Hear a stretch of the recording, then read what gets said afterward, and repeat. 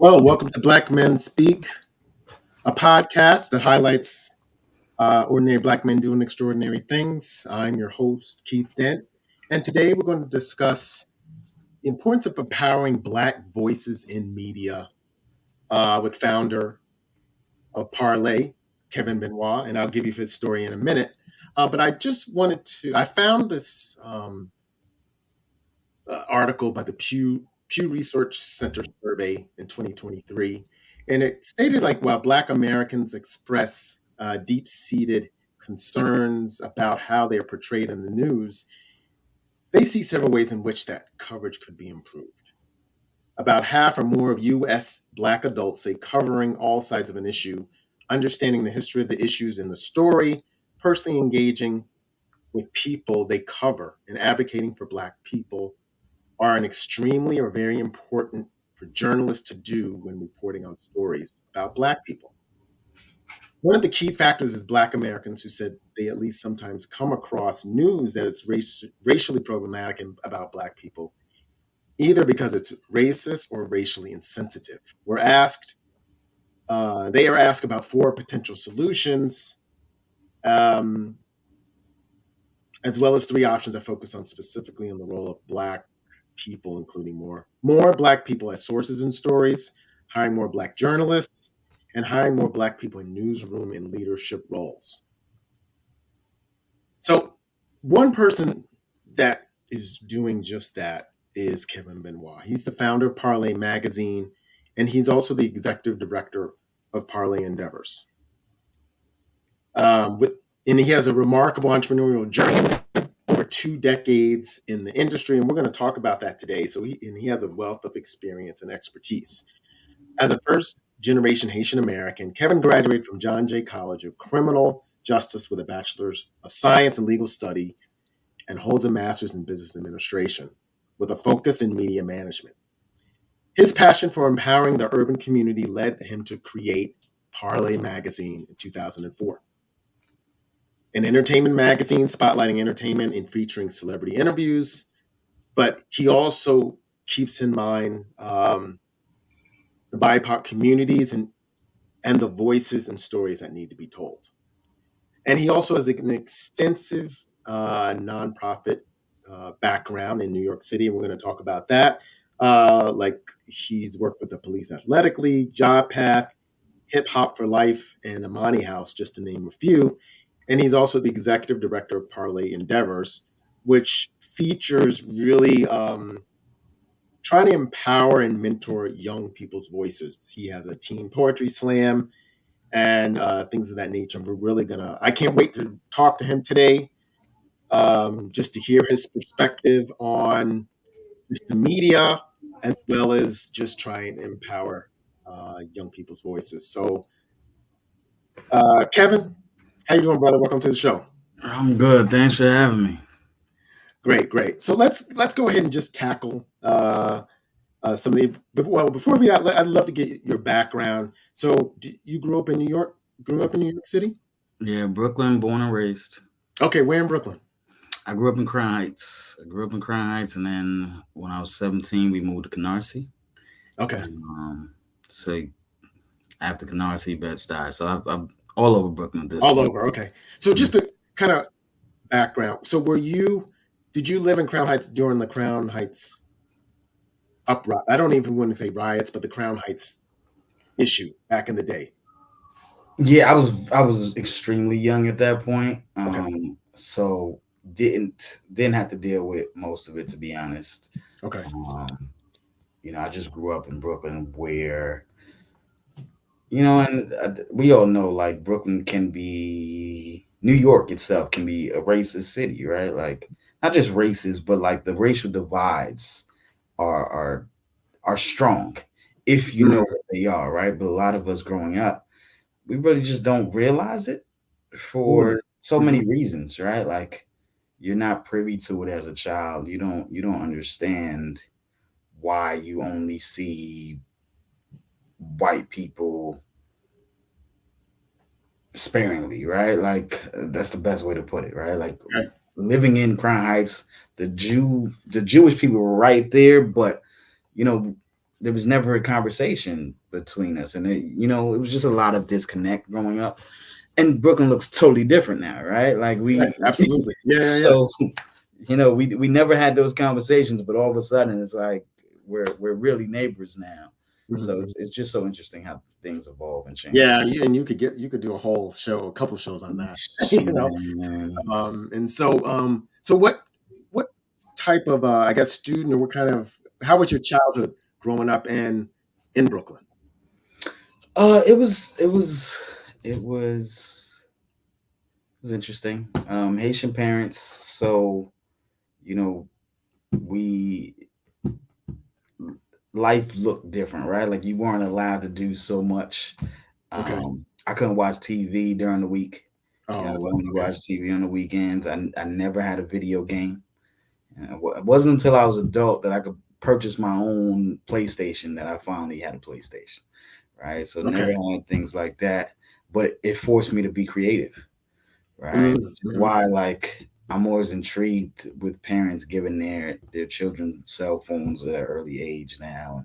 And every kid has an iPad now, and all this technology that they're privy to that we didn't know anything about. I didn't Right. have my first computer till I was 13. But Right, they are creative though. they are creative. I'm not taking that away from them. Yeah, And yeah. I also, as much as I'm intrigued by it, I also can't think of a world where you don't give that to a child, right? Right. You don't want to delay them and their development in that technology. But I, it was a different world for us growing up, and we Yeah, were yeah. able to create and do things that I just don't know if this younger generation. I mean, now you look at AI, right? And you look at, I'm Mhm. sure we'll talk about this a little bit later, Yeah, but yeah. you look at the impact that AI is having on things. The fact that you could just punch something in and get an answer. Back in the day, we had to go to the library. You had to dig in some encyclopedias to try to figure out Right. anything, Absolutely, yeah. right? So that ease, I wonder how it's going to impact development. It's no different than social media, right? Like all of a sudden, there's all these studies talking about how it's impacting young people, but it takes a while to have the research to be able to Mhm. actually show how it's impacted folks. So I'm intrigued to see what those studies will look like in 5, 10 years when they really look back and see, you know, you've had this Right. AI technology. Are you able to how does processing look like for you? How are you? It's like having a calculator, right? If you Right. have a calculator and Right. you just punch in anything, do you actually know how to? What's the formula to get you here, Mhm. right? And I think that's going to be intriguing. Well, yeah, we'll definitely touch upon that. I'm sure. There's a I whole mean, lot of stuff, and so one thing, childhood wise, I, I I always wanted. I hated school. I wanted to get out as quickly as possible. So I oh, wow, graduated okay. high school early. Oh, you Um, did? Okay. I was the opposite. Like most kids hate school, so I'm just not gonna go. I was like, let me hurry up and get it done. It's the one Mm, thing in life that you have to do before you can be an adult. So let's hurry up. so when did you graduate? I At graduated high 17? school at 16. 16. I Okay. graduated high school at 16. Wow. I turned. I'm a January baby, so I turned 16 midway through what was my senior year. Okay. Um, as soon as I graduated high school, I went straight to college. So I graduated college at 20.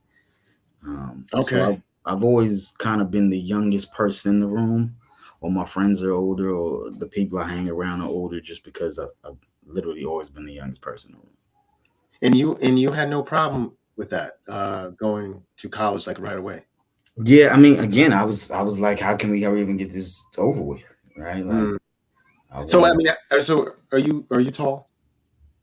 Am I what? Are you tall? Am I tall? I'm 5'9".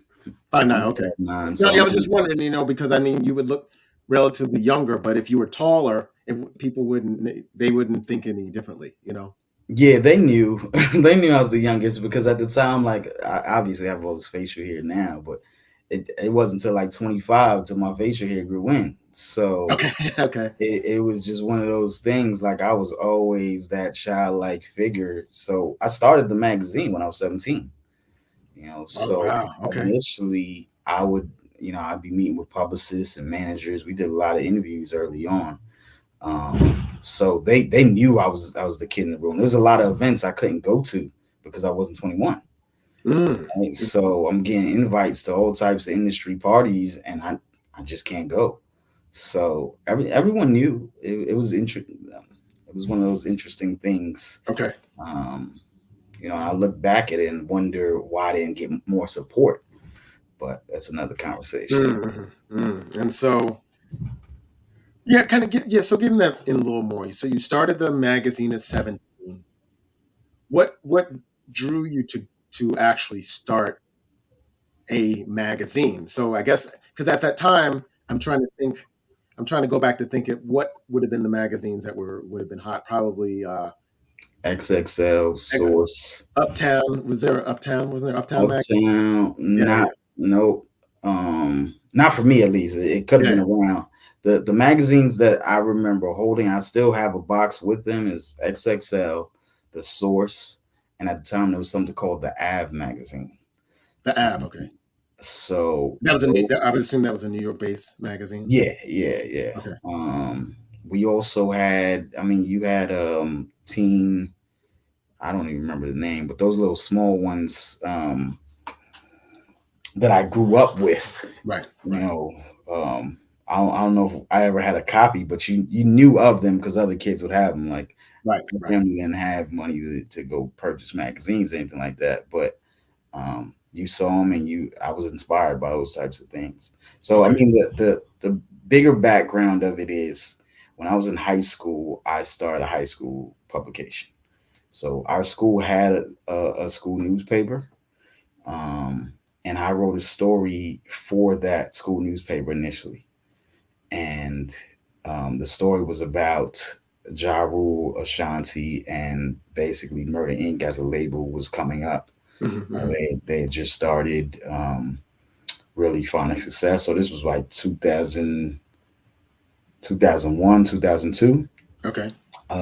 I do the story, submit it. I'm excited to see it come out. And then when it finally came out, I couldn't tell who wrote it.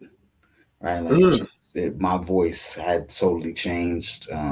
They were heavy handed with the edits. It was a school publication, edited by the teachers. So they for whatever reason they edited my story a lot. So wow. didn't like that. Me and a couple of friends started our own, and we basically competed with their publication, but provided something that was, instead of it being teacher led and focused, it was student led Mm, and focused. okay. And that was really And, my and first. and you had money saved up, or did you get an investment to get started, or So for the high school newspaper, no money was needed. All no? I we mean all, the magazine. when I actually started, so I started the print publication a year later after graduating. I I went to John Jay. Um, so financial aid was pretty amazing, which is why I always tell Yeah, young right. people, go to school locally because you'll actually get money back, which is what I got. I was basically paid 3,000 a semester in college in financial aid. Not the greatest amount of money, but if you put it towards something, you can do something with it. And Mm, for me, that was the magazine. Um, and that's also why, I mean, we started newsprint, so it was cheaper to print.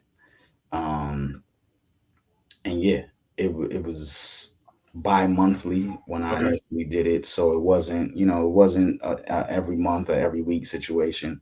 So I was really learning as I was growing, creating it too, and just trying to for a while there, it was just if I can get one ad, one big ad, I can put out an issue, and that's how I was doing it months of basically every month. Wow. So you were basically doing all of it, trying to write the stories, trying to get the you were the you were the ad man, you were Yeah. the editor, and all of that. Wow. Yep. Okay. And do you remember your first? What was your first story? The first interview we had was with Turk from the Hot Boys. So he was part of the Cash Money's whole era. He'll be performing at Essence Fest uh, in July. Um, but Turk at the time was in prison, Mm, okay. locked up for a shooting. A long story, but um, he was still putting out music. He had put out an album, I think the month before I dropped the issue, or the same month I dropped the issue. So he Okay. was still trying to promote this because he shot the deputy. They raided his hotel room. He ends up shooting this deputy. Um, Mm, but he always claimed basically it was self defense. Like it was a no knock warrant, so they just barged in. He thought it was someone trying trying to to rob. trying to kill him. Yeah, yeah, Right. So he started shooting, and I guess accidentally shoots this deputy and another officer. It's big story, but we basically had an exclusive because he was in prison and he was trying to tell that story, but also right, tell right. the story So of you was he in Rikers? Did you have to go to Rikers to interview him, or was it? Or he was it? wasn't even local. He's from New Orleans. The Oh, okay, case happened in Memphis, so he was always down south. So okay. his wife he's still married to his wife Amani. She helped with correspondence. A lot of it was done with the record label. He was Oh, signed wow. to Uh-huh. Koch at the time, which is now E1. But so yeah, they helped put it all together. It was one of those, we need a celebrity for the first issue. We needed someone of some sort of name recognition. Okay. He was in the Hot Boys, which they're big in the South. Lil Right, Wayne obviously is part of the Hot Boys, right, so right. um, he was the biggest name I could do for my first issue, right? Like Mm, that was the hmm. thing. I had nothing to show these labels or Okay. show anyone. Um, but he was willing and he made it all come together. And then, so then you put it out. You put it. You it's on the stands, and so how did that feel, knowing that your creation was now out there? It was big. It was big. But it was just another step in the journey. I didn't we the whole plan was to release it for free, right? And just get it to the people. Um and not understanding how distribution works, not understanding how any of it worked. Honestly, like I say it all the time. My first issue, that's not one of the ones behind me, but it is on this wall. Mhm. I didn't even I didn't even know what I was doing. It's just one of those things.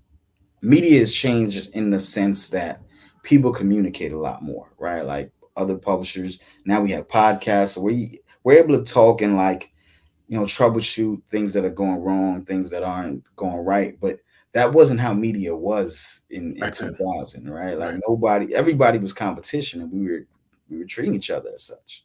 Mhm. So my first issue, I literally, I was cutting things out. I came from this high school publication, right? And we were a 8.5 by 11, just regular size paper. My first issue was 14 by 11. So big A little bigger. newspaper, Yeah, yeah. right? Mhm. Big newspaper, and obviously you can't just print that in a computer. So I had no idea how to get that to newsprint size. I didn't know what Photoshop was. I didn't know what any of that was. Mm, So mhm. I was cutting things out on regular sheets of paper and then pasting them onto this 14 by 11 that the Okay. printer And gave. then I guess you had to take it to a printer shop and get it printed. Yep. But like you can still, I can see the average person can't see because they don't know. They might think that was a design, but I could see the tape marks. I can see where I was like piecing it all together. Wow. Um, but that's why I always tell people, like, if you have an idea, just do it, right? Like, I think so many times we get in our heads and we tell ourselves we can't do it because we might not know. We don't know the steps. You know, there's a fine line between wasting money because you don't know what you're doing versus let's get something out there. The support will come. You'll figure it out. At least you have it out there, right? Like you're working towards something. Mhm. Because a lot of these ideas stay in our heads and we just never get them out there because we're so Mm, scared of what we don't know and don't understand. So right. Right. Okay. Yeah. And that's that. Thank you for that. no problem. So let's kind of jump through because I kind of presented Black voices and some of the challenges that um, Black adults feel, how they're covered in the media. So, you know, your her stance of not only your magazine, but also your nonprofit venture is empowering Black voices. So, why do you feel? I mean, now, why do you feel that's like more important than ever right now? I mean, it's particularly now because we're talking about AI, because we're talking about, algorithms, right? Algorithms are leading everything. Google is changing the way that stories are found, they're read, et cetera, et cetera. So it becomes that much important, even with AI, right? When they are creating these AI models and testing these things out, a lot of times they don't have enough Black content to submit to it, right? So we're not in these processes, right, or processes. um so it becomes that much more important to make sure we're telling our stories and to make sure that we're getting our content out there, because realistically, if we're not going to do it, chances are no one's going to do it. All right. So for me, it's been that. It goes back to, having this teacher who happened to be white edit this story, and change words and, recreate something which was about Black music, right? Like, Right. it's almost impossible for you to do that because you just don't know. You don't know the feeling I get from this music. You can't change the words and put it into your own words because you just don't know. And that's a lot of what's happening with AI right now. Right? There's a lot of what's happening with just the way stories are told. Just last week, a great example, Kelly Rowland, at Yes. the Ponds Festival, Yes. right? That story, and we did it too, right? Because our social media is created with the use of AI a lot of times, right? When we're doing posts, just Okay. to get it up quickly. But And I want to make sure we get back to that because I'd like to hear more about that process. But go ahead. for sure. Um, but a lot of because AI is taking a lot of the stories that have already been created and basically quickly rewriting it, in its own words, and we just do a quick edit of that. The story was that Kelly Rowland was this problem, right? Like Hmm. she start she because of what happened with her at the Today Show, they were trying to tie that into this and say, hey, Kelly Rowland is, you know, she's the problem. Every time she's in these spaces, she's somehow either walking out or screaming at somebody. So Which kind of help me because I don't know what happened with her at the Today Show. at the Today Show, there was something wrong with her dressing room. I guess she requested a room, but I believe it was J Lo that was also there the same day, and I guess they gave J Lo the better dressing room. So she walked out. She was supposed to be a co-host that morning or a guest, and I think J Lo was the co-host. Nonetheless, agreed upon accommodations weren't met. She decided, you know what, I'm just not going to do the show. Right? Not today. We can figure out another time when you can accommodate what you said you were going to accommodate. I'm sure there was more to it, but that's the Right. story that's come Right. out, right? And of course Well, they put that out. and they put that out, which something like that shouldn't even leak, right? Like, Yeah, I think it what's didn't work the big out. deal? She didn't work out, and it's not that big a deal. You got J Lo in the Right. vein anyway, so Right. And these things happen all the time. We know they happen all the time, right? I'm sure yeah. you have this, right? Guests are supposed to show up for whatever reason. It doesn't work out. You just reschedule, you get it figured out. But nonetheless, that was that. And then this past week at cons, she's seen arguing with this usher, staff, Right. security Right. staff, on the steps. No one knows why, right? All you can really see or try to make out is Kelly saying, "Don't speak to me like that," or "Don't talk to me like that," and basically going about her way. But the AI turned it into, once again, Kelly Rowland is this problem, and even our team posted that version, right? And of course, Mm, thankfully, okay. the people who commented checked this really quick, so I was able to basically change the caption. Because I mean, I've interviewed Kelly Rowland, right? Like I've actually met her, I've talked to her. Um, I I've never in my history and around black media heard anyone have anything negative to say about Kelly Rowland, right? So the Right, fact and that that was, and I saw that in one of the polls that was surprising because no one's ever had any issues with her. right, like so for this to now be for her to have a 30-year career and then all of a sudden now she's a diva, like let's be real. So But isn't that very scary now? Because especially in our, I guess, shortened attention span, most people are not going to do the background checking necessary to deal with these stories. right, and that's what I'm saying. That's so we're putting ourselves at the mercy of this AI to tell our stories, right? When realistically, there we know, right? Like as and again, thankfully, our the our engagement on social media can be tricky. That turned out to be the most engaging post we've had in a while, actually. So we had like 50 commenters in an hour, basically checking Wow. us Okay. on the angle we took. So I And guess I guess you decided not to cover the Kendrick Lamar Drake thing. I mean, and we did, but the engagement wasn't doing what it was supposed to do. It Oh was wow. it was Okay. so weird, And again, that's what I mean. Like we're at the helm of these algorithms, right? Like we Right.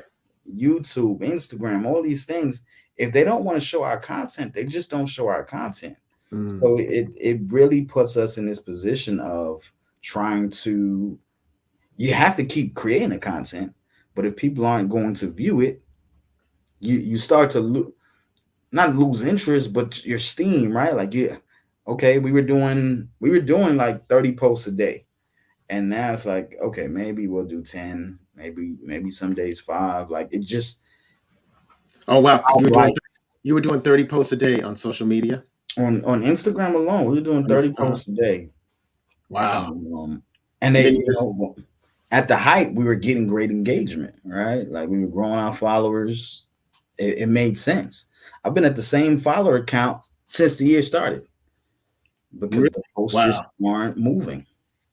But again, it's just what's been happening in media, and it's not just me. I know several brands and several people are dealing with this, but it's just where we are, you know. And if Google isn't going to share our content, if it's so many battles we're facing right now in media. That's pretty amazing. And I know when I used to write, especially for when I used to do relationship coaching, and I used to have to write blog posts because we'd say that was a way. That's the one of the great ways you could get your name out there. Is Right. and that was the thing we would always talk about every week. It was about how to. Um, we had a great kind of editor that really talked about um, social media and how it was like changing all the time, and we had to kind of keep up.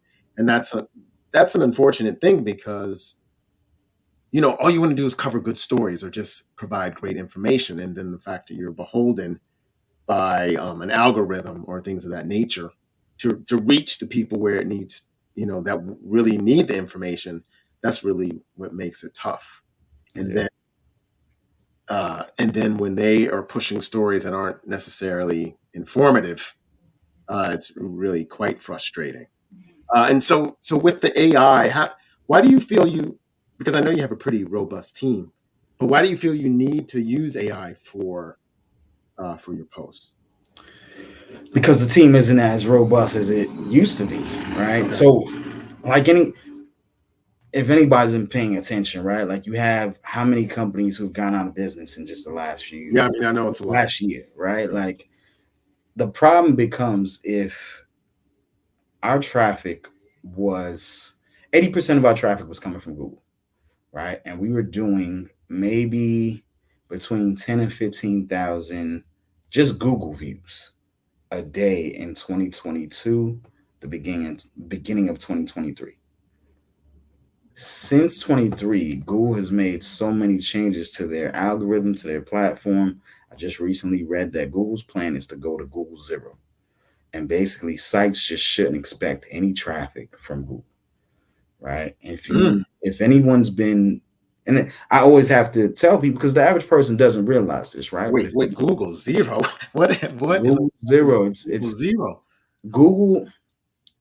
Google spent so much time being a search engine, right? And their whole goal was if you sites had to perfect SEO, right? Like, so we had entire teams, processes dedicated to how are we going to make sure our SEO was perfect so that Google likes us, Right, of course. Yeah, right? that's what we used to talk about too. All of a sudden, SEO isn't what it was, what it used to be. If you type anything into Google now, right? And an example I always use is Venus Williams, right? I can use both, right? Venus Williams or Missy Elliott. Okay. Two huge women in their industries. Yeah. Everyone knows them, black, white, you know, these women. So anytime they're doing something or they're popping out, because they both of them have an illness and both of them aren't around as much as they used to. So people are always wondering, why doesn't Missy drop a new album? Why she's not on tour? It's Missy Elliott. Like why isn't she doing the things we're used to her doing?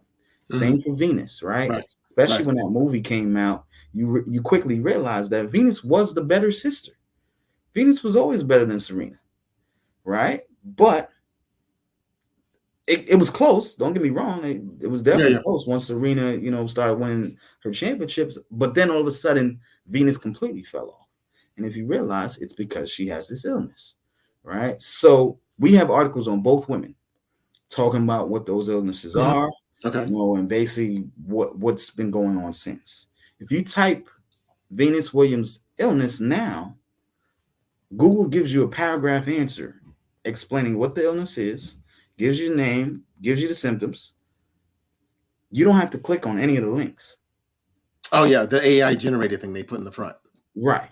Right. So again, like if they're going to be that detailed and give you all the info, which is basically what it's AI generated, but it's from all these articles. Right. So we literally have helped them create Mm. this AI generated content, which we're not getting any revenue for. Right. That's kind of deep. We're I not. didn't even really think about it. When you think about that, yeah, that's kind of deep, right? That's what it is. They've spent 20 plus years. Google's been around 25 years. They've spent 20 plus years getting all this content for free that they told us we need to perfect so they can find it. And now they're just giving it away and trying to make sure that people don't even see our links in the process. Right. And what's happening is you have these big Wall Street Journal just signed a $1 million deal with them so that their content is they're basically being paid to be part of the AI content. But smaller publishers, I'm not going to get a $20 million deal. Right, 20 years worth of content. I'm Mhm. no longer getting any views from Google, but I'm not. No one's compensating me for this. Right, so it's a mess. It's a mess in media. It's a bloodbath. So like I said, we don't have the team we had even 2 years ago. Our views are down so much that we've had to let most of the social team go. So I have just one person on social. So that's why he has to create a lot of this content using a lot of the captions using AI. Okay. Um, we don't use it for our site content, but I know a lot of publishers are, just because Mhm. it's easy, right? Like at at this point, it I'm an editor, right? For a lot of companies, they are editors of AI content, right? And realistically, you can hire an editing team just to create your content in AI and edit it. And again, I know a lot of companies are doing this, whether they want to say it out loud or not. Wow. Okay. So basically, you're saying that's definitely how media has changed over the past 20 years. Any other like ways it's changed that most people don't think about? The biggest change for us is we were an interview heavy platform, right? So even when we were in print, it was mostly interviews. And that's what people loved about us, but also a lot of the other magazines, right? Essence, they've been around all this time because you're going to get a great cover story. Mhm. We Right. perfected these interviews. We were able to get high profile celebrities. We've had everyone from Lil Wayne to Busta Rhymes to Tyler Perry. Like we've been around for a Yeah, while. I was rather impressed with the website when I saw. Thank you. But yeah, interviews don't do what they used to do, right? First of all, people aren't really searching interviews anymore. A lot of this is social media based, right? Like for the most part, especially when it comes to celebrities, because of the way fandom is, because you can just follow your favorite celebrity, most people feel like they know these people already. There isn't much I Mm. can get out in an interview that's going to be so exclusive that you want to read it or watch it, right? And the other problem is we've become media has become celebrity driven in terms of the biggest podcasters, the biggest media moguls are celebs, right? So Right. the Breakfast Club is where you want to be on if you're a celebrity and get your interview. So if the Breakfast Club has an interview and I have the same artist, which one are you gonna, how many million people watch the Breakfast Club every day, right? So you'll go find those Breakfast Club uh, snippets before you come see the parlay snippets. So interviews, while it was our biggest traffic generated content driver, I don't want to say it's pointless, but it's it, it's not really worth the time Mm. to interviews because we know we're not going to get the amount of views that they should get. Versus if we just put together an entertainment news story, those get triple the views of I first of all, entertainment news stories take way less time to create. They're much easier. There's not really a lot of research that has to happen. You're really just recreating the news that everyone knows about, right? That's all these social posts are, right? Like it's literally I saw this on TMZ or I saw it somewhere else. We're gonna Right. post it up. It takes us about 10 minutes at most, and that's just to create the image for it. Um, and you have it up. So you basically will just repurpose a story that's already been out and put it in, I guess, parlay flavor and repost it, and that's what people want to read, even though they probably already read it already. Yeah, and I mean that's the thing. Whether they read it or not, like if you just want some more details, we got the extra details for Oh, you.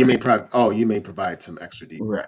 Like that's really it. But that's also why Google is able to hit some companies so hard, right? Like technically, if you're not creating original content, then it's it's uh, it's negative points for you as well, right? Mm. So it's tough, right? Like if you're not the first, that's the other part. Are you the first person to post this story? So if Mm. you start to chase stories like for a while in 2002, 2022, 2023, our job had become scavenging on Twitter, trying to find something that's a trending topic that hasn't, fully emerged into a story yet, Story. Hmm. but we have to hurry up and post about this, right? How stressful was that? Which is extremely stressful. I was waking up at 5 a.m. writing stories because, every time I would wake up to go to the bathroom, I got to quickly check Twitter to see what's trending, right? And Mm. it did work. Don't get me wrong, it did work. Like because we're the first to break, right? Like there's not a lot of people up at 4 or 5 a.m. writing stories. So Right. Right. it's a great opportunity to be that first person or the first site that has a story up, but it's stressful. Yeah. So now you've kind of gone away from that. We've gone away from it in large part because we're just not getting the Google views, right? Like it's not Oh, translate I see. the way it was translating. Unfortunately, with media now, it becomes like you have to do what works, right? Like, and that's what was happening. That was Mm. working, so we were doing it heavily, and we had to keep doing it. And then all of a sudden, it stopped working once Google made those changes.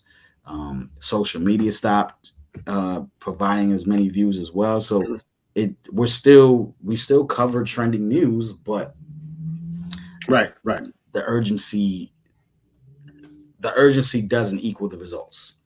Okay. And so, in your, because you've been covering this a long time, in your opinion, why do you feel our communities, and it may be just the U.S. across the board, but since this is a BIPOC show, why do you feel we're so obsessed with entertainment and then entertainment news and celebrities?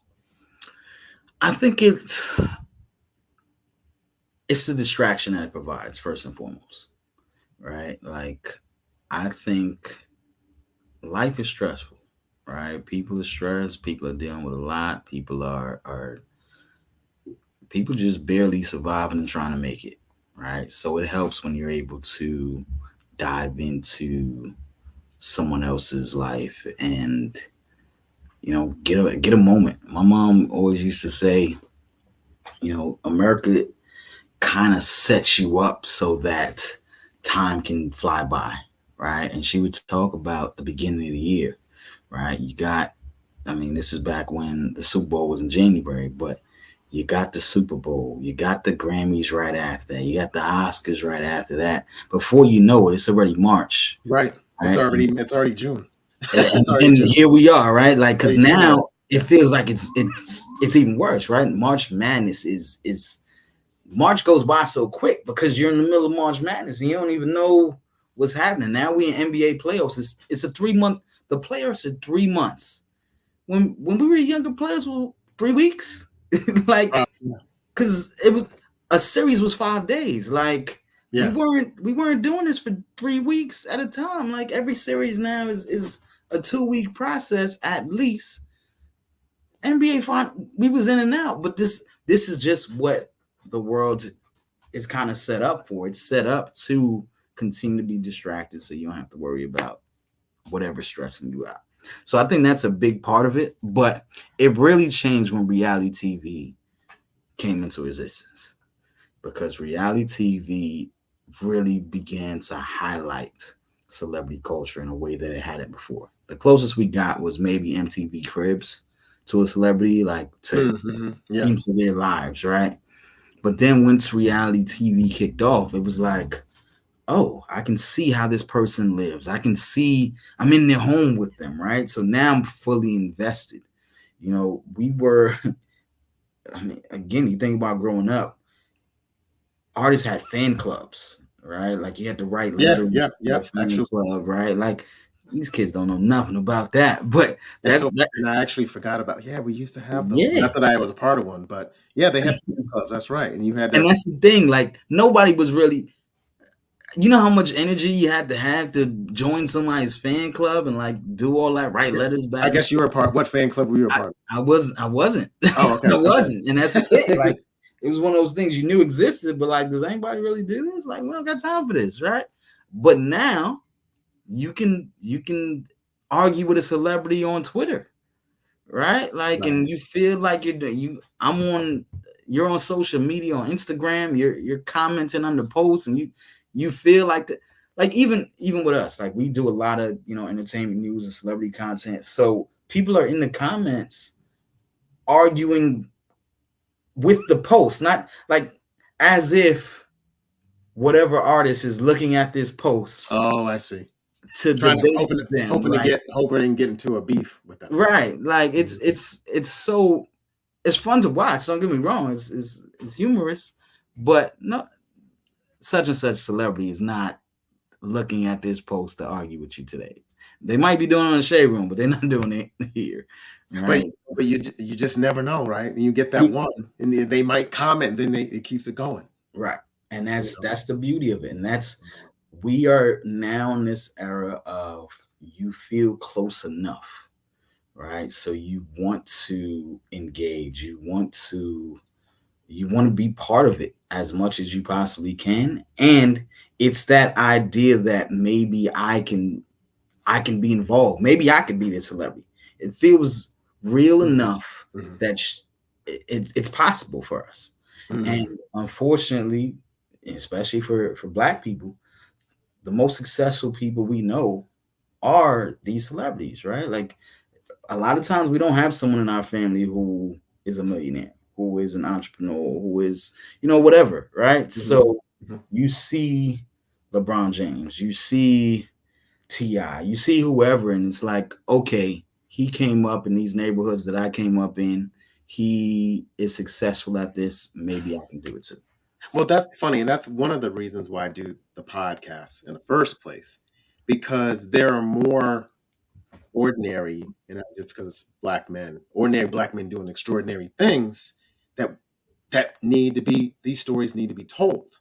Mhm. Because yes, you know, you may have struggles and just everyday struggles, but you at 17 years old, you started a magazine. So I can more resonate as a young person looking at that.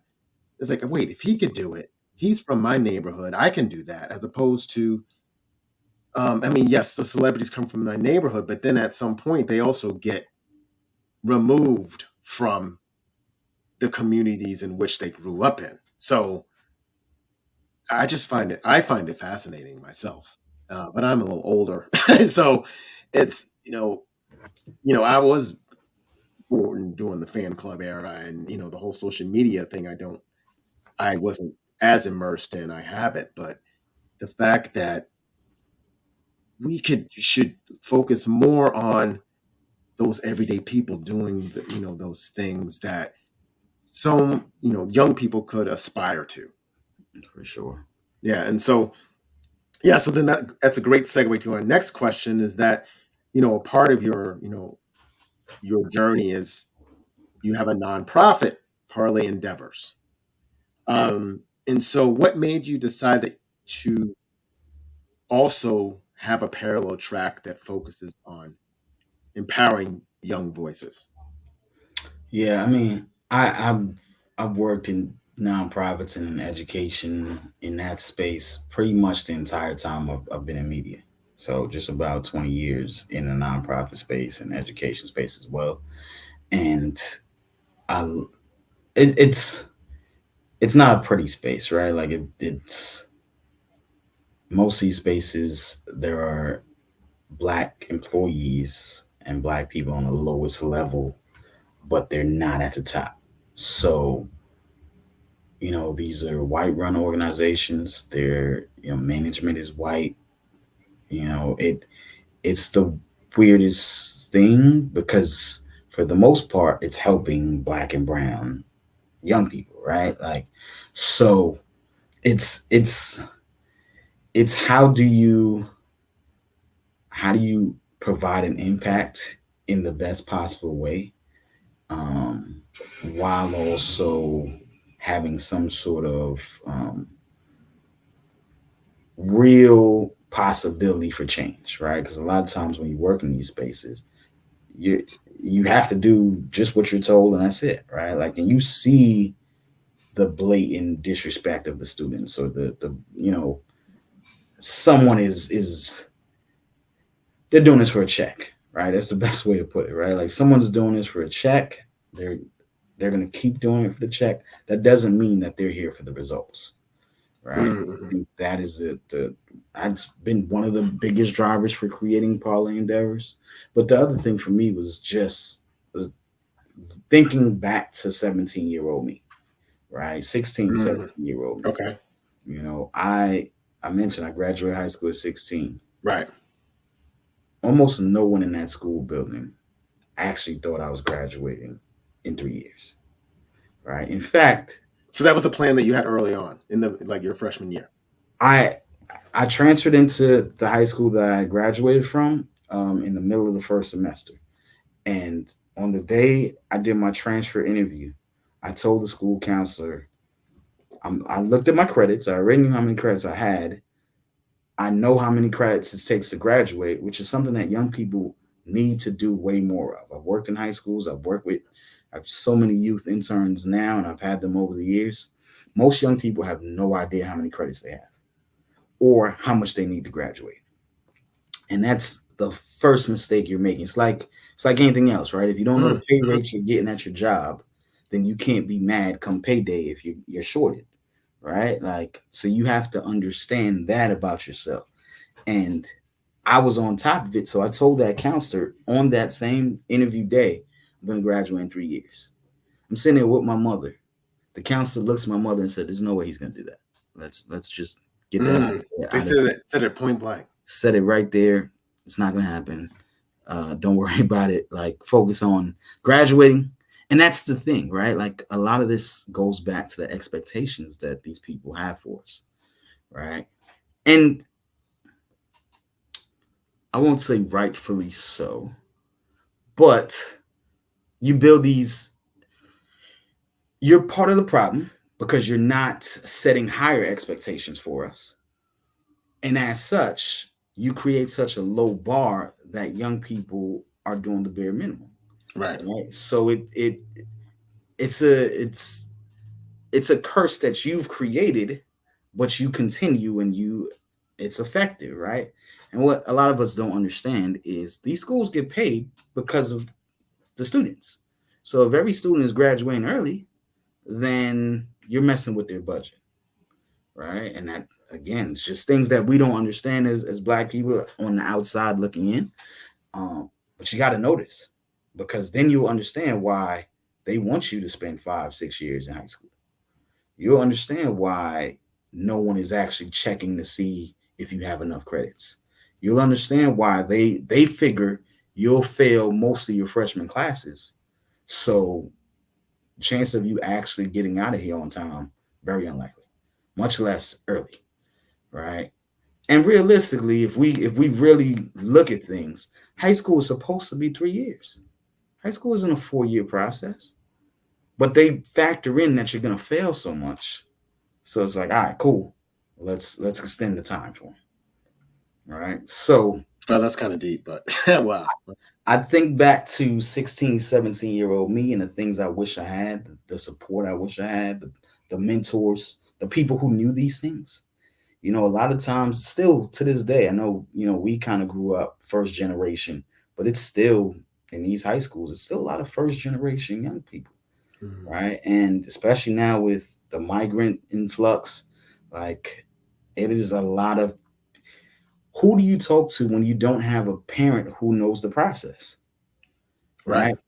And that is the thing. Like, you have young people going to college at 16 who still don't know how to process, right? We talked about the AI before. Like, you've been on this tablet your whole life, but have you looked into what college life looks like? Have you looked into the majors that are successful? Have you looked into, someone's been telling you your entire life you have to go to college without explaining what financial aid is, without explaining any of these things, right? Like I can go on and on. And this is the work I've done throughout the years, right? I've worked Mm-hmm.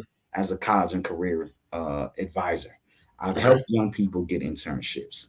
I've helped criminal justice involved youth in so many processes. I've helped young people who have IEPs and IEPs is a whole other thing. It's a whole nother. Yeah, it's a whole Yeah, nother. we could do 2 episodes on just the IEP Yeah, and I how know. much it's strong. I can't even fathom just the nonsense that goes on. Man, and again, it's a lot of it is the lack of knowledge that parents have, right? Like, if you understood that this thing was going to follow this child for the rest of their lives, you know, good or bad. Again, we're not going to turn Yeah, this episode into yeah, that, but absolutely. Yeah. again, just thinking about the things I know that young people need that they're not necessarily getting in that school building, I felt like Parlé Endeavors could do that. And Mhm. we start small, we start with scholarships and grants. So the grants go to young people who have a business idea, who want to create something, but might Mm. not know how to start, might not know where to start, and Okay. definitely don't have the funds to start, right?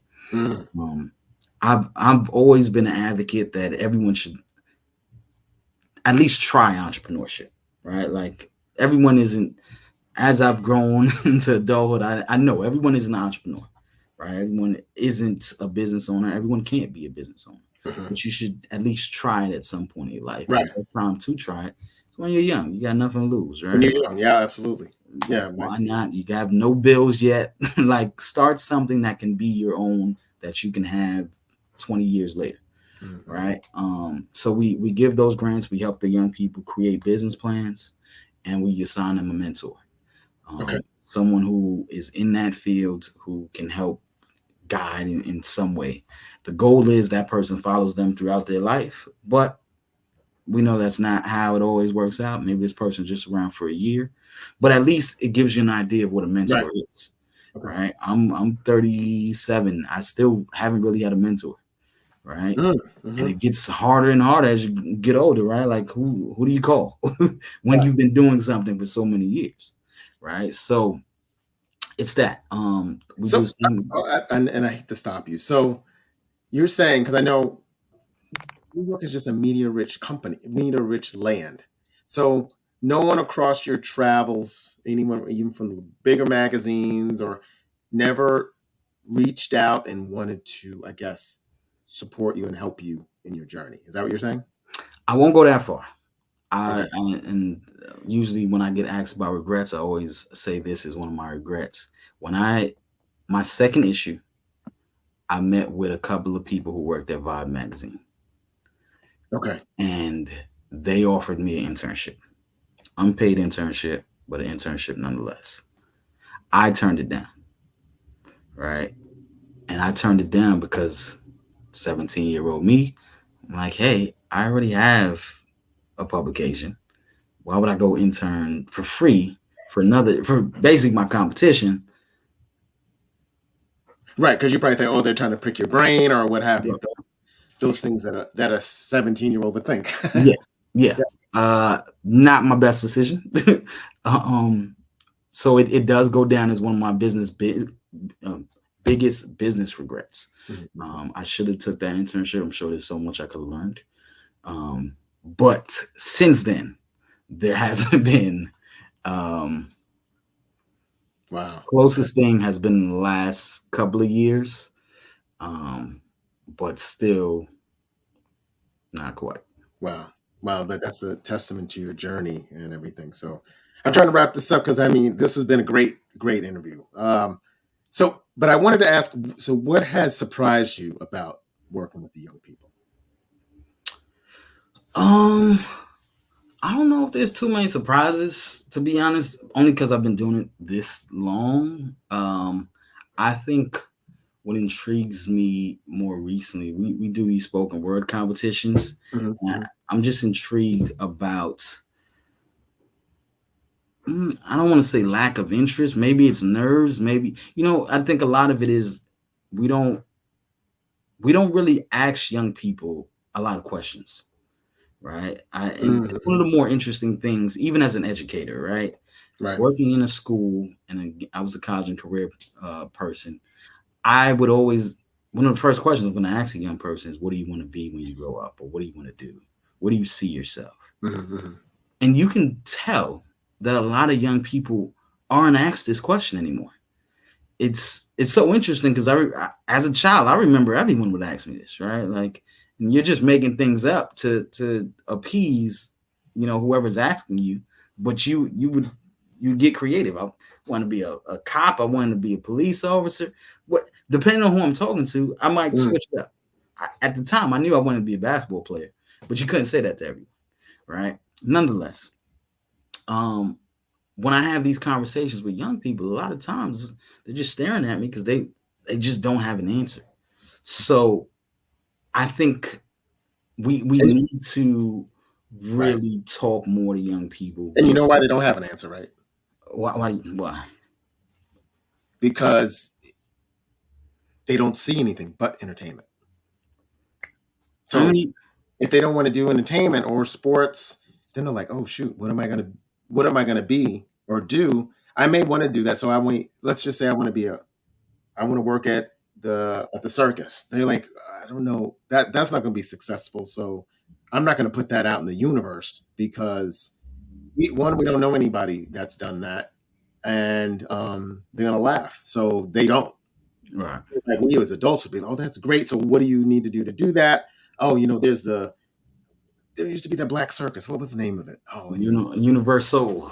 Yeah, Universal Circus. They have a Universal Circus, and that will help young people to see that as possible.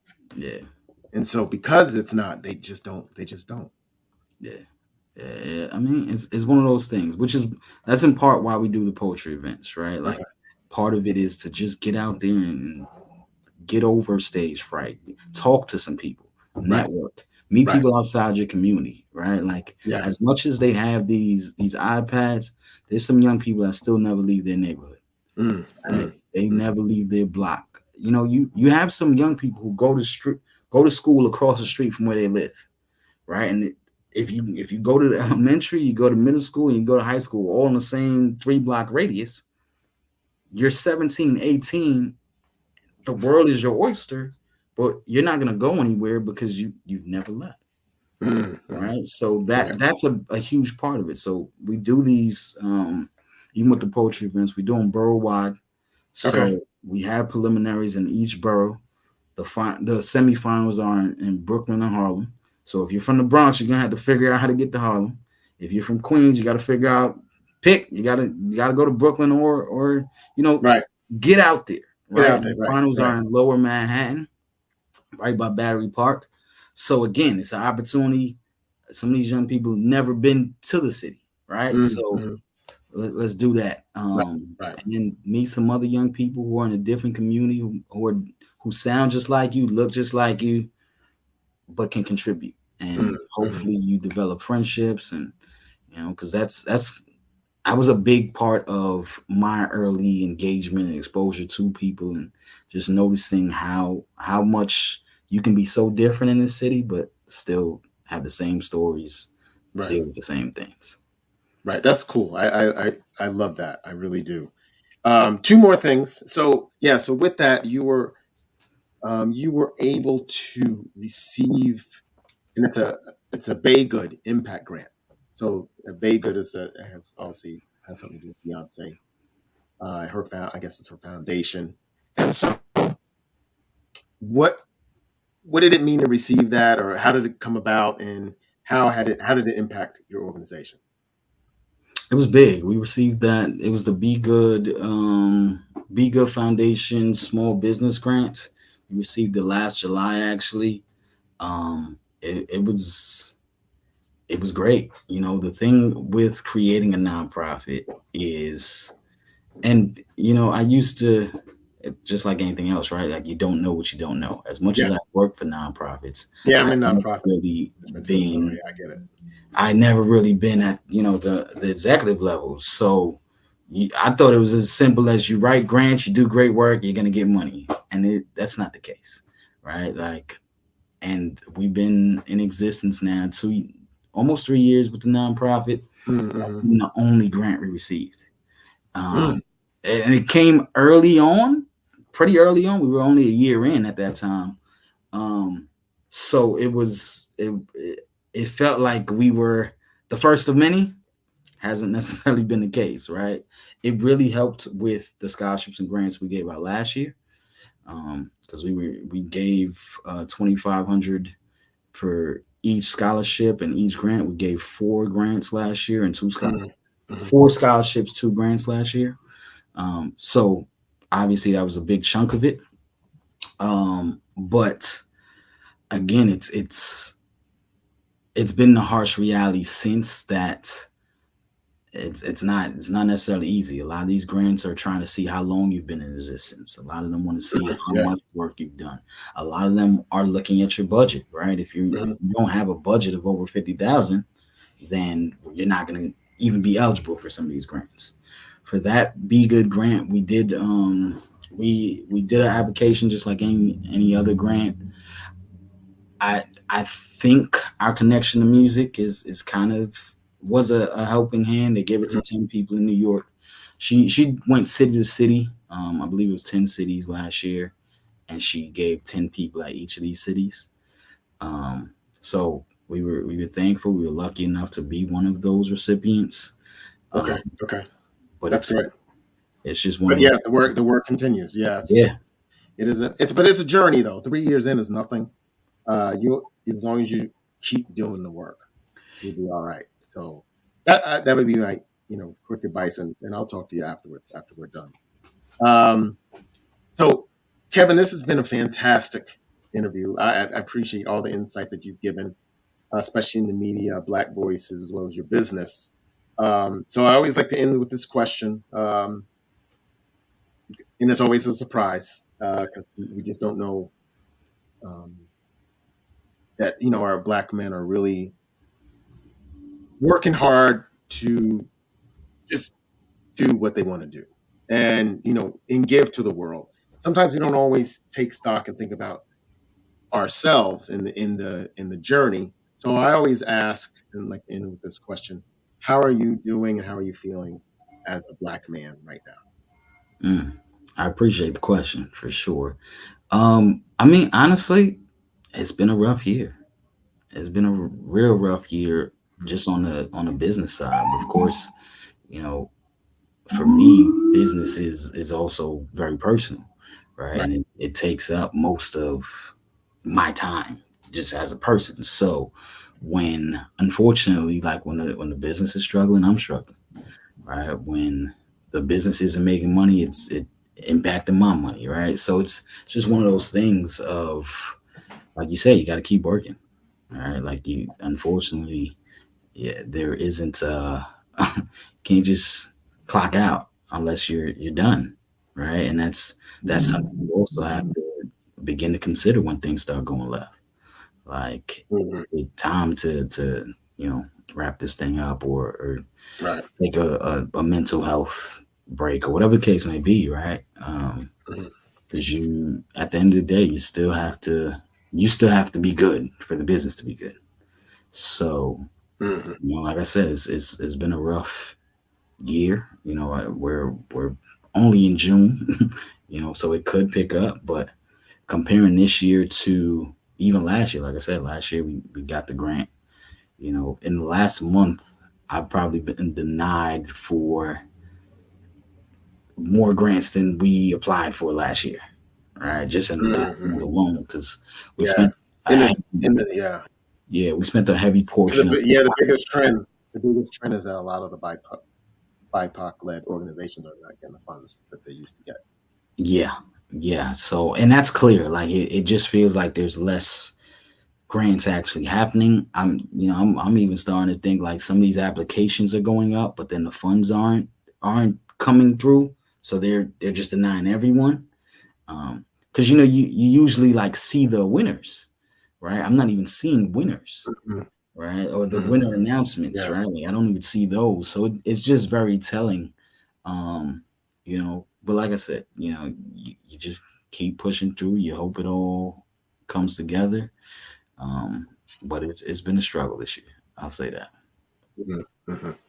Well, I think as long as you keep plugging away, things things will get better. And you wouldn't have been in the business and this long without knowing that. So For sure. um, but I appreciate you being on today, and clearly you're extraordinary man because you've been doing this thing, and I really appreciate you being on today. Thanks for having me. This was great. Yeah, thank you. This is Keith Dent from the Black Men Speak podcast. I look forward to many more stories. I mean, I'm plugging away myself, and I'm trying to give you our stories every week. So thank you, and we'll talk soon.